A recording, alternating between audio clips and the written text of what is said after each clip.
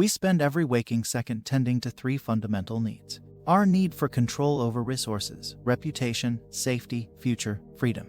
Our need for connection to others, to ourselves, to what we do and believe. The quality and quantity of our connections directly influence our safety, our acceptance by others, our access to resources, and our opportunities for companionship and sex. Our need for consistency between expectations and reality, causes and effects, efforts and rewards, who we were yesterday and who we are today. The more consistencies we're aware of, the better we can spot inconsistency, which in turn signal threats and opportunities. Individually or in combination, these needs drive everything we think, feel, see, decide, and do. They're hardwired into us to increase our chances of survival and reproduction. Understanding the three needs, I call them the 3 Cs of Y, increases our chances of being able to influence other people. They are practical, however, they're not absolute. There are exceptions, reversals, etc. 1. Royal in your own fashion, act like a king. Christopher Columbus did not accept his low standing in the world he was born. He recreated his family tree, married into nobility, and peddled with kings. Now, unless he was mad, people thought there must be valid reasons behind his bold requests. He must be legitimate. Ask for less, receive less. What you tolerate is what you end up with. Do not think lowly of yourself. You're a king in your own right. You're a queen in your own right. Princes and princesses are no good today. 2. Strike the shepherd and the sheep will scatter. Situation: imagine that a group of guys force you to fight against them. As a martial artist who has done some research on self-defense, I came to the realization that this law is very applicable in that kind of situation. When you are being forced to fight with a group of people, the best thing to do is to attack their leader, for this will make the others scatter. The leader has the most influence on them. Most likely he was the one who took the decision to attack you. If you strike at him first, the others are likely to stop, because their source of influence has been banished. 3. Despise the free lunch. Louis XIV had an eagle eye for the strategic power of money. He would gift paintings of great value to people who didn't like him very much, until then. This way he got nobility, the keys to power, on his side. At the same time, he increased operational costs for the aristocrats who wanted him gone. It's ingenious. He took money from his enemies and gave it to his new friends. 2 birds with one stone. This is one of my favorite laws because it states that cheap misers miss out on opportunity.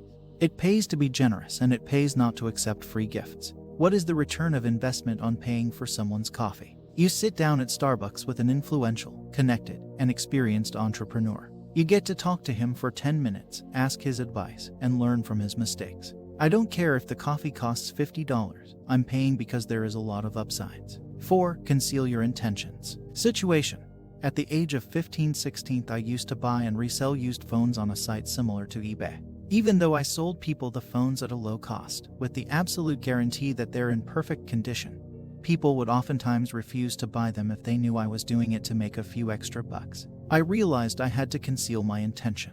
5. Master the art of timing. Joseph Fouch was switching sides whenever he sensed danger. His biography is riddled with nigh impossible escapes from death.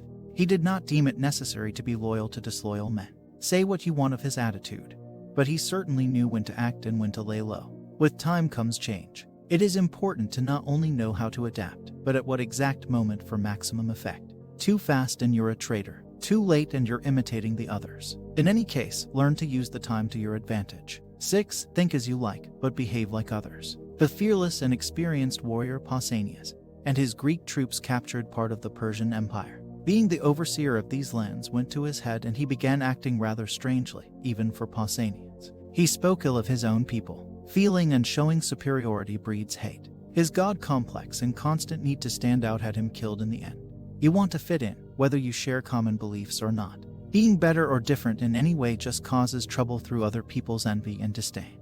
They'll ostracize you from the group and slander your reputation. How much money do you make? About 70% of whatever they make. 7. Act in your own self-interest always. This doesn't mean you're a bad person. It's just an acknowledgement that needs to be made. Being evil is separate. You're a selfish bitch and so am I. Even when I do something selfless, I still benefit because I know other people see it that way. But wait, does it stop being selfless at that point? Fuck it. Whatever, I like making people happy. It makes me happy. In economics, we discuss everyone trying to maximize their marginal utility, which basically means the personal use of whatever it is they are trying to do. Whether it balances the volume of pizza and beer against their available dollars, or produces smartphones at the lowest cost possible. Everyone is selfish and acts selfishly, and anyone unwilling to admit that in some capacity is a liar and not to be trusted. There's a reason that airlines tell you to put your mask on before you help your child. If you're dead, you can't help your child.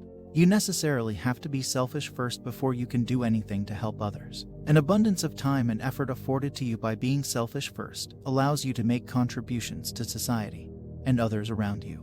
8. Avoid stepping into a great man's shoes. Alexander the Great's father had set the standard of achievement very high. Alexander wasn't going to be content in his father's shadow. He wasn't going to rest on his father's and later on his own laurels. When Alexander saw the breadth of his domain, he wept, for there were no more worlds to conquer. Now imagine if Alexander the Great had a son who wanted to be a conqueror. That he would pale in comparison is an understatement.